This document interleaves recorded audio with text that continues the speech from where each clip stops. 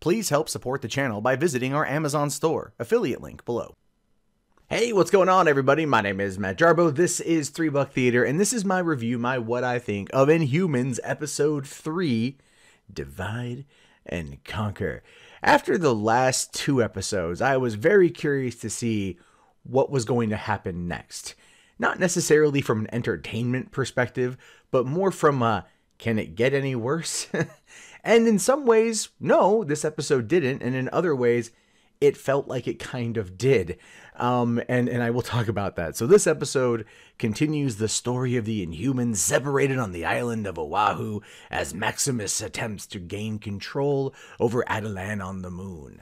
And it breaks down each person, on their own separate journey. Black Bolt's been arrested, as we learned at the end of the last episode. He's currently being held in lockup, and one of the guards is none too pleased with him, simply because the cop that he beat up, I should say, was his brother-in-law, and he's gonna spend the next 6 months eating out of a tube. It really kind of lame. Like, the brother-in-law thing, I thought that was stupid. I'm like, you like, it's my brother-in-law.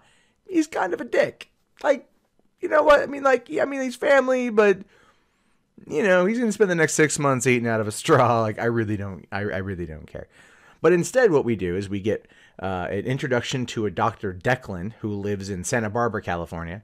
And he, finds out about Black Bolt possibly being an Inhuman. So then he wants to go to Hawaii right away, but they make a phone call pretending to be some convict's lawyer and get him to help Black Bolt on the inside. Then, of course, it cuts over to Medusa, who's still trying to make her way through the island of Oahu. She's walking around the beach, looking at all the people in their bikinis and their swimsuits. They all have money. They're getting food. And she goes to an ATM and she's like, I am Medusa, Queen of Adelan. Give me money, please. And, of course, that doesn't work because fish out of water scenario is what they're doing with this show. She then finds her way to some royal estates part of the island, sneaks in as a gate is closing and the owner of this house is driving away. And at no point would that driver not have noticed Medusa running into the house, right? Like, it was a convertible. The top was down. The rear view mirrors right there, nothing obstructing the vision. I just thought that was kind of dumb because as the car exits, Medusa's just standing there like, there's no sidewalks from what I could tell. It's just one of those long, narrow roads with multiple multi-million-dollar houses right there. So, you're going to notice a redhead in a purple dress hanging out, and this guy didn't. That was one of the dumb things. One of the really, really, really dumb things. Then she goes in and she basically rips off, like a wad of cash and a gold credit card. I thought that was interesting. Raids their pantry, eats some food, then calls a cab to get the hell out of Dodge in order to head to the jail because she saw a newspaper clipping with Black Bolt being arrested on the cover of it. So she's like, I have to go get him. Then you've got Gorgon, who is currently working with a team of ex-soldiers, like the surfers that rescued him when he tried to swim in the first 2 episodes. Apparently now they're ex-soldiers living out on the beach, right, with a shack in the woods ready for Maximus's attack. So they're prepping for that, and the whole time, he's just like, if you want to leave, now is the time. And, I serve my king, and the guy's like, we had a king on this island too, but then we were told we were a state, so I fight for my king. Like, oh, that was not very good.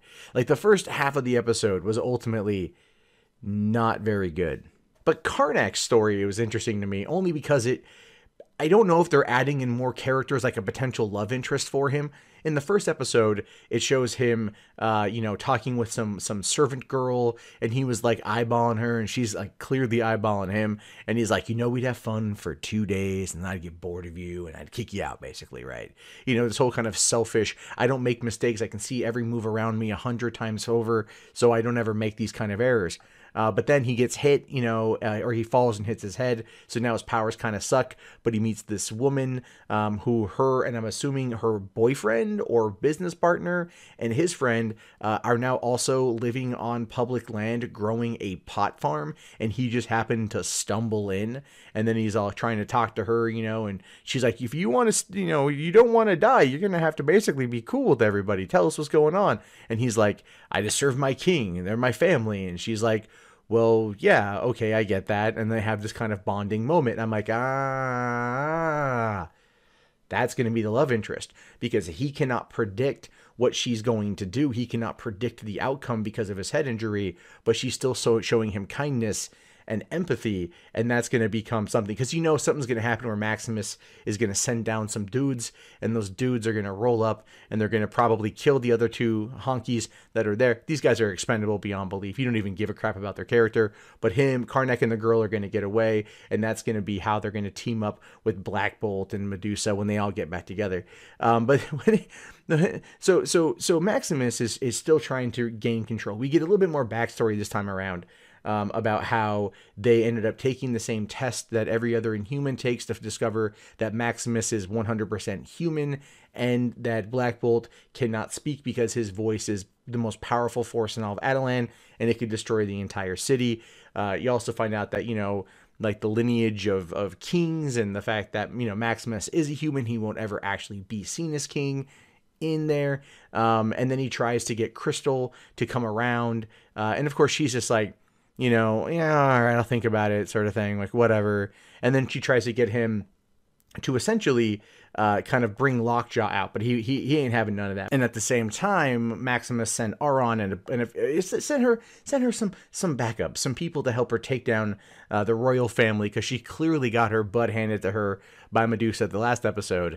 And part of that team is a weird masked guy named Mortis. Now we know nothing about him except he's dangerous. And he knows that, everyone else knows that she's not happy he's there, but, you know, she's gonna use him anyway. And they go and they fight, you know, the soldiers that have automatic weapons, and they're all like ex-special forces apparently, because they're all like up in trees and stuff. One guy's got a crossbow, takes out one of the Inhumans with a crossbow. Then another Inhuman shoots like venom, whatever, black oil at the guy, and he falls and he's injured. You know, Gorgon and Auron fight, and I will say here, this action scene was legitimately cool. Like, it was around that halfway point in the episode where all of a sudden it got better, and that was one of those things where you're just like, oh, okay, like, yeah, you kick on the action and the show suddenly gets a little bit better, because we're not worried about the story and how the story is really progressing at a slowish rate. It's 8 episodes for the season. We're 3 episodes in, and, you know, it's like, clearly you can tell they're building towards something, and then also building towards a cliffhanger to lead into probably a longer season 2. I don't know if that's going to happen anymore. And then of course, you know, they can't, Gorgon, you know, he stamps his foot, everyone flies away, you know, gets knocked down. He runs off with the military guys, saves the dude who got hurt, and they run off into the brush. And this is when it cuts back over to Black Bolt. And again, it starts getting better around this point, because Black Bolt finds out that the Hawaiian dude that's there with him is there to protect him, there to look after him and everything else. But the guards still want to beat him down. And so they bring him out into Gen Pop, and they put him out there with, you know, with everybody else, thinking he's going to get his butt handed to him. And then one of the big dudes walks over and he's like, hey, you're that guy. You're the guy that beat up all them cops. And, you know, Black Bolt's like, and the guy's like, hey, yo, what's up, man? Like, you know, bro, fist pound that, whatever. And then, of course, this enrages the guards, and the guards come over, try to start a fight, and there's a prison brawl that breaks out. You know, the one Hawaiian inmate, the big dude, and Black Bolt, they take off, you know, and then, because clearly they're going to go meet the guy who called Declan from earlier. We find out that the Hawaiian dude's actually an Inhuman. He has the ability to basically melt metal with his hands, which was pretty cool. It was actually, that was probably my favorite moment in the whole show, because that dude's a legitimately good actor, and he had a good rapport with Black Bolt. And when they were talking about it, you got the sense of, like, you know, he's all like, yeah, I woke up one day feeling kind of weird. My hands were encrusted in rock, and, you know, and then I could start melting things with my hands, and I ended up burning my house down and killing my family, which is kind of a standard thing for comic books, you know, comic book characters and all that jazz. But I like the way it was presented. I thought he was genuine in his acting. I thought he was really well put together in his acting, and probably like the best, like, you know, new addition to the show in terms of acting. But as they're going to escape, Medusa shows up, takes out one guard guarding a side gate at a prison, uses the gun. She still have Auron to, you know, shoot open the lock and run into the yard as a black helicopter descends, you know, picks up Black Bolt and the other guy, and they take off, and she sees it. And then here comes Louise, the doctor from the first 2 episodes, the one that was like, hey, there's some weird pulses coming from the moon, and I'm trying to investigate. And her boss is all like, you don't need to see nothing. So then she, so now she's magically out there trying to get information. So now her and Medusa are going to go on a joyride because Medusa basically carjacks her. And then we go back to Crystal. Crystal, runs over, gets Lockjaw, wakes him up. Lockjaw's all groggy and everything else. Says, take me where you took the others, which I thought was kind of a dumb line. She so far is like probably the dumbest character on the show. I'm hoping they give her more to do because right now it's not much. So her and Lockjaw, they transport to the jungle because everyone's in the jungle in Hawaii. Everyone's living off of the grid.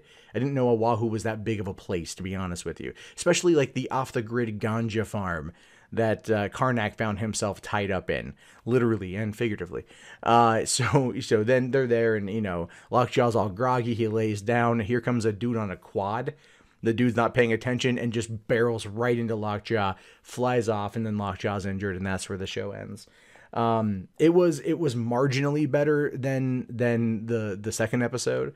Like I said, in some ways, in other ways, not so much. You can clearly tell that this is a rushed production. My theory, I said this before, and I will say this again, is that Ike Perlmutter wanted to tank this franchise as a way of getting back at Kevin Feige.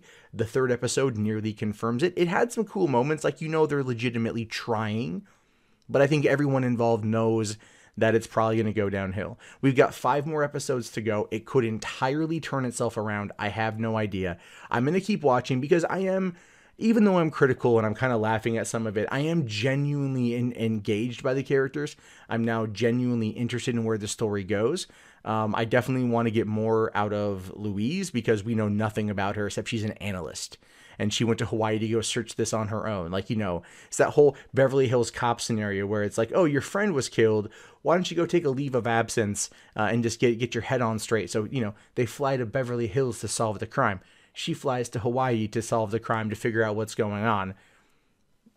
Okay, now I will say this. I don't know necessarily how much of this ties into Agents of S.H.I.E.L.D. I'm behind a couple seasons at this point, and I'm going to play catch up. But one of the lines the Hawaiian guy said was that Inhumans are going missing. So I'm wondering if that ties into Agents of S.H.I.E.L.D. We've heard talks at this point that there are characters from Inhumans that are going to be going over to Agents of S.H.I.E.L.D. for a crossover, because as soon as the 8 episodes are done with Inhumans, is going to go to Agents of S.H.I.E.L.D. season 5. So I'm hoping that in the next few weeks, I can finish up season 3, watch all of season 4, and be ready for season 5 to continue my ongoing reviews and analysis of that, because I figure they're going to tie in closely. But at the same time, the show is suffering from a number of problems. I don't know if they're going to get themselves fixed. You can see them kind of eking along to kind of find their groove. This is the very same problem that Iron Fist had. And I'm hoping that if Marvel does decide to do season 2, that they do get rid of Scott Buck. I believe he is the driving force of the mediocrity of the show. The cast involved, there's talent there. Especially Maximus, who I feel is the best actor on the show. Clearly Ramsey Bolton was a badass. And I feel that they would be better under a better producer who actually cares more than clearly Scott Buck does. But I want to know what you guys think about this. Did the episode improve for you? Was it even worse for you? Where do you think things are going to go? What are your thoughts and opinions on this? I do want to hear them. Let me know in the comments below. My name is, of course, Matt Jarbo. This has been 3 Buck Theater, and I will talk to you guys later. Have yourself a fantastic day, and peace out.